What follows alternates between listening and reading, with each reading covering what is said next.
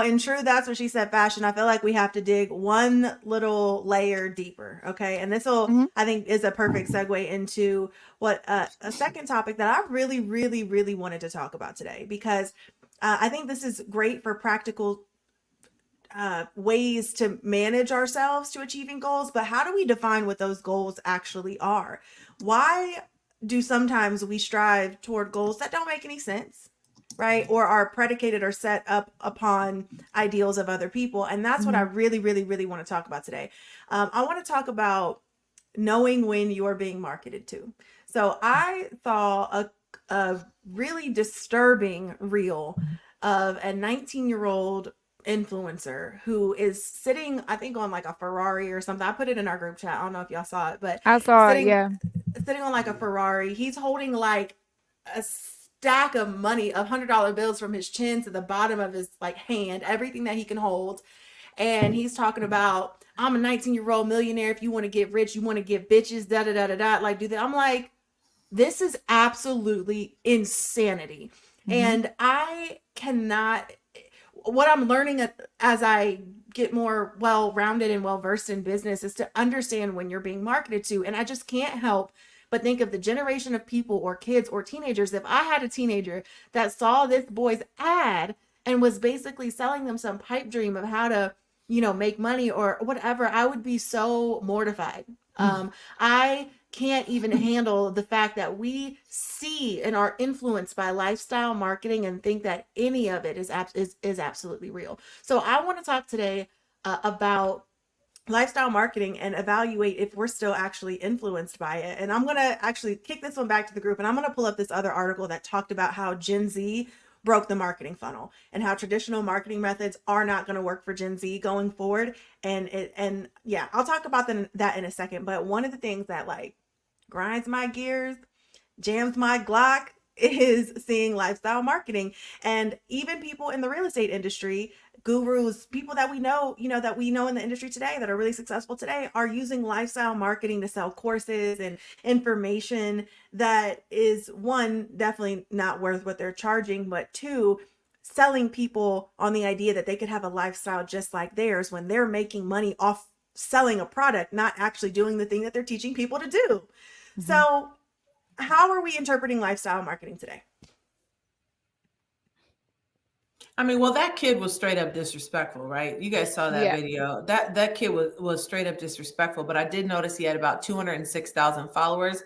I think the first thing somebody needs to do when they notice something like that is you can go online and check to see if someone's followers are fake or not. You could check to see if they're purchased or not. You can run that through a little Instagram audit, and if you do that, you'll see what percentage of their followers. And I think that that's a great indicator as to whether or not you could trust what someone's saying. Um, and I mean, Jade, you're in the media space. What does it look like to you? I mean, you understand marketing probably better than any of us through these forms of media. What is it? What do you think about this lifestyle marketing? First of all, I'll just say this: times have changed, right? And that is what this world is built on. We say it all the time.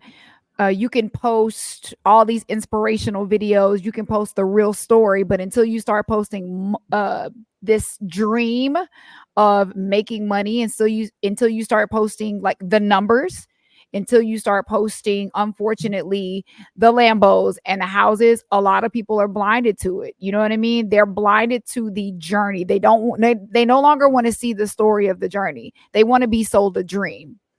And Mm-hmm. so I think that social media has definitely influenced the way that we perceive things. It's so funny, oftentimes, even when it comes to like, and this is no shade against anybody who's chosen to speak at events or something like this.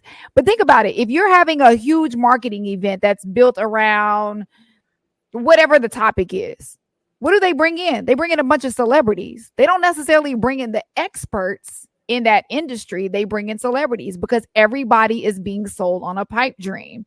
And so all you have to do is make people believe that you have, first of all, that the little kid that was posting that, I'm sure that's not even his money. It's probably his dad or his mom's money that he stole out of their bedroom, made the video while they're away at work or doing whatever they have to do, and he had to put it back.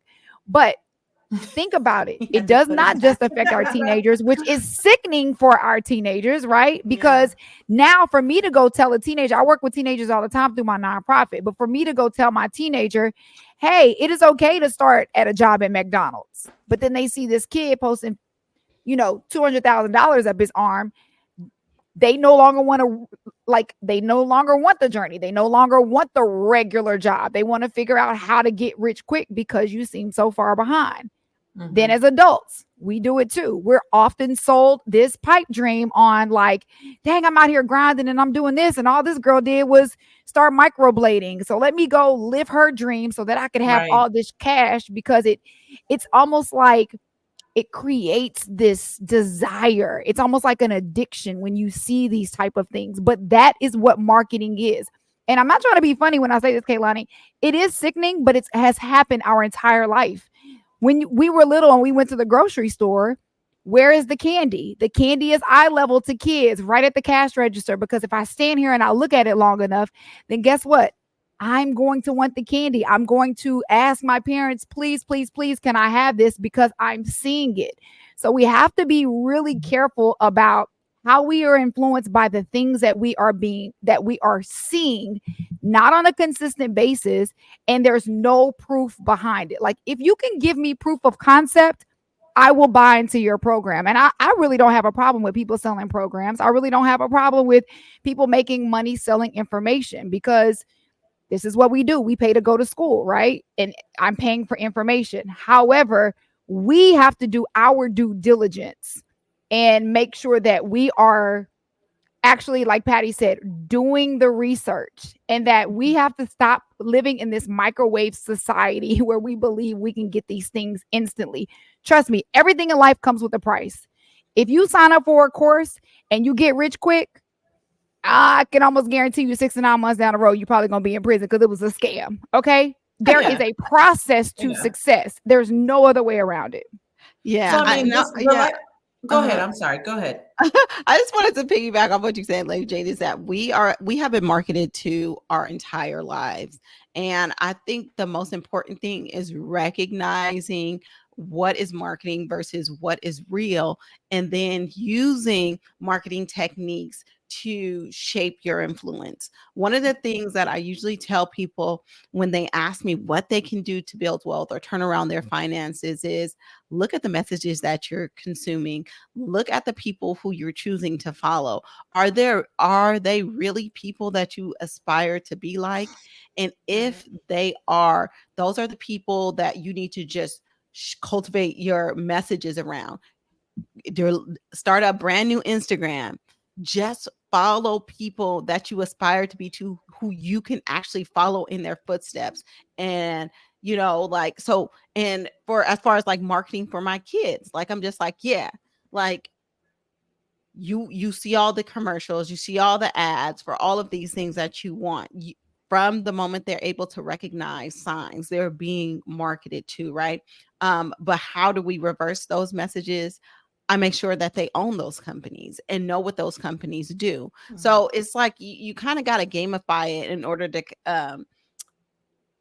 in order to understand that, number one, is out there. Number two, we can be active participants in it without being taken advantage of. And there are ways that we can use it to our advantage. And so it's always going to exist. It's going to change how it looks, but you just have to recognize that it's there and what the purpose is. Mm-hmm. Yeah, I wanted to make a distinction using you as an example, Nasima, because you also transparently post your financial wins, right? So for example, there's a difference between lifestyle marketing where an 18-year-old is selling courses and his target audience is low-hanging fruit, right? His idea is to create an emotional reaction and get a one-time sale. He's not building a community. And I think the article that Kalani is going to touch on is going to emphasize that. So he's not building community. He's talking about quick marketing. And the truth is that if I see an 18-year-old boy on his 10th car and he's sitting there in front of it, Tesla and he's holding his money in cash, I'm going to be like, okay, yeah, you're influenced by like a 6ix9ine or whatever that rapper's crazy name is, who does all that holding money and stuff. And then you got the Jay-Z segment of the population like myself that go, hey, there's a disconnect. We don't call that money over here, because you got cash held up to your ear, right? So there's a whole two different sides of it. Now, the distinction I wanted to make with someone like Nasima, who's built a large following, who has a beautiful community, is that you are posting about your wins. We do see that you're making money. We know that you own property. We know that you paid off $1 million worth of debt. And that the difference is that's social proof, right? And that is necessary. That's a necessary element of community building. And I think the difference is, like, I post a property of a flip that I did, or I post a purchase that I make, or I would post that I'm signing papers to buy this. That's not me, gloating. That's me showing proof that, hey, I'm out here doing what I said that I'm doing. I'm not one of those real estate professionals that's helping you buy a house that's never bought a house before, right? Mm-hmm. So I think there should be a clear distinction between lifestyle marketing and, of course, proof of concept or social proof that I think is important for building a community with integrity. The final note on that from my perspective is Kalani and I met on Clubhouse. There was a very large following on Clubhouse, and there was a large segment of people that were doing that lifestyle marketing, but even with their mouth, right? They were just putting out these very big concepts, really influencing people, and people were just drawn to being in those popular rooms and just let me raise my hand and let me be seen on this stage and drawn to that. And almost all of that has fizzled out. Every single thing that we saw that was successful in generating income for those people has fizzled out. Wire is still growing. Patty Goodspeed is still doing 100 million a year, and we're still consistent. So for our listeners and for the community that we serve in this space, we want you to know that consistency is more important. And the proof of concept and the social proof that we're sharing, they're smaller wins, smaller on a regular basis, but they just keep on coming in. I posted a reel about a $1,700 check that I get from a property I bought. I have 2 properties in Texas, and my net rent check is $1,773 on both of those properties every month. I do direct deposit on all the other properties. This one, I like the check to come in the mail. It reminds me every single month of what I did and that I could do it again. And I posted that. I was like, hey, y'all, small checks matter too. So there is a way to present your success in a tasteful way so that it's consistent without throwing it out and flashing, all the millions of dollars or hundreds of, thousands of dollars or whatever that you have, so that the community can be reassured that it's, hey, man, the tortoise, is that what it is? The tortoise wins the race. The tortoise and the hare, what do they call that? Yeah. So social proof is important. Lifestyle marketing does work, but do you want the low hanging fruit, or do you want the long-term benefit of building a community? Yes. Anybody who's selling you anything that sounds or seems like a get rich quick scheme probably is a scheme. So this article, and I'm going to push us along a little bit, but this article came out by Vogue Business, and it says that, Gen Z broke the marketing funnel, and marketing went from the funnel being awareness to interest to desire to action, right? Awareness, interest, desire to action. To now it's an infinite loop of inspiration, exploration, community, and loyalty. And so, Patty, I appreciate that you said that, because the people that are still around from that Clubhouse era are the people who did what? Built community. Exactly. Build community, because not only do we want to feel like we're a part of something bigger and better, but that's how we define what's cool. It's not the brand, it's not the label that makes something cool. It's the movement and the message behind it that makes it cool. And that is why I think people are choosing to purchase nowadays. And so Wire, the best example ever. Again, hi, my Wire ladies that are on the call, always in the chat lighting that thing up. That's because we pour into each other. We made a safe space for each other. And now we proudly represent Wire because of what it does for us and who we're aspiring to be.